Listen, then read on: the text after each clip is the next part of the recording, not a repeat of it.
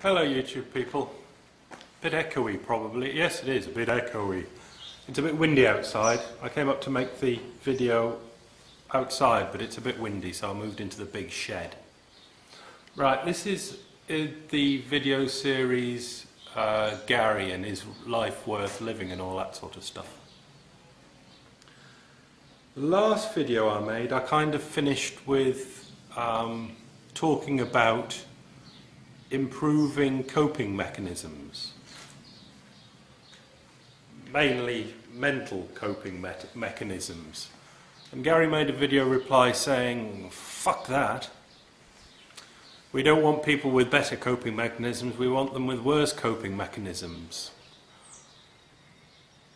And I let that sit for a while, and I must admit that it was very uncomfortable sitting with it, or the way it sat, to start with.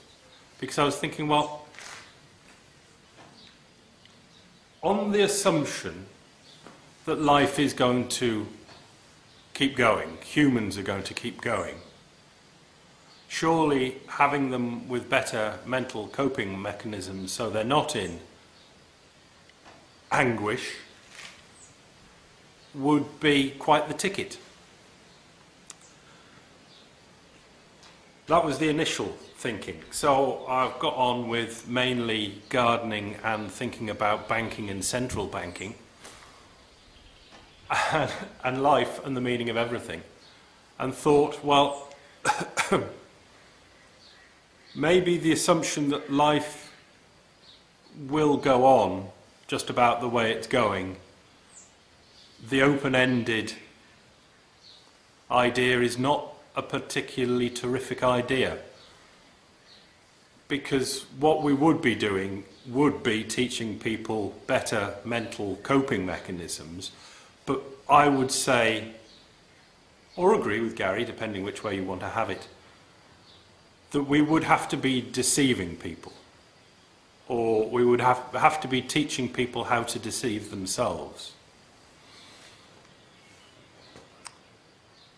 And that would be okay if life did have a projected meaning.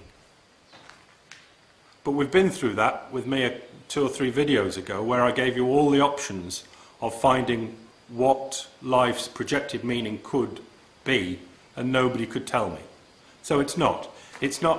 People have been using this word teleological quite a lot lately, and I think that means going in a certain direction, and it has a target. So life is not teleological, if I'm using the word right. I'm really not sure, but I think it's that. Life is not teleological. It's just an explosion in a clusterfuck factory. So, accepting that it's an explosion in a clusterfuck factory, and it's not teleological, it's going nowhere, why would we want to perform it, perfect it, pertain it, keep it going? And I think there is the choice, and that's probably the drive of Gary's whole video debate series, and I've only just latched on, because I don't watch all of them probably. Is it worth carrying on or not?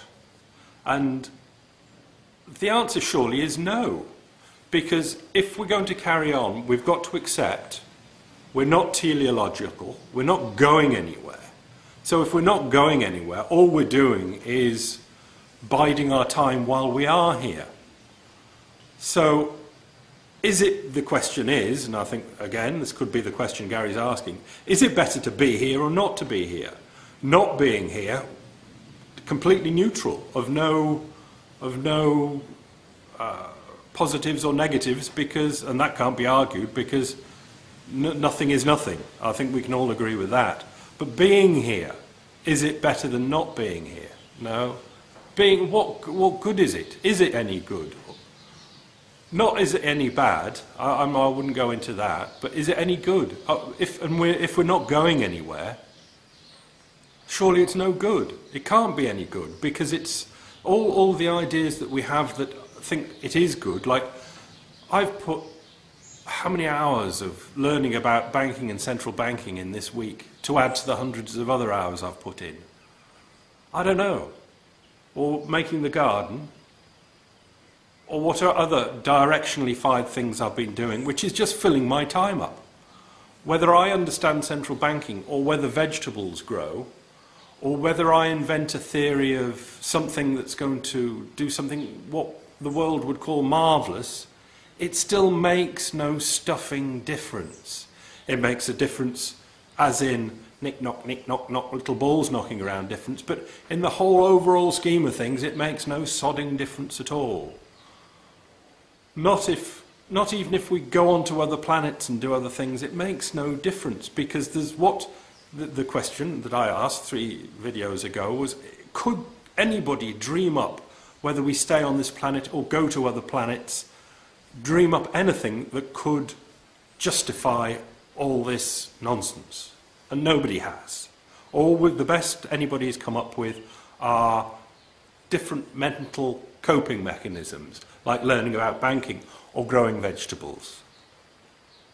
So, as humans, we seem to have this teleological urge, as in, we want to make things mean something, and then we want to throw a target out there and try and hit it, or at least move towards it.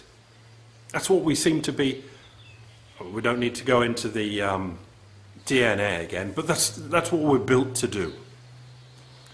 And we like it, we enjoy it.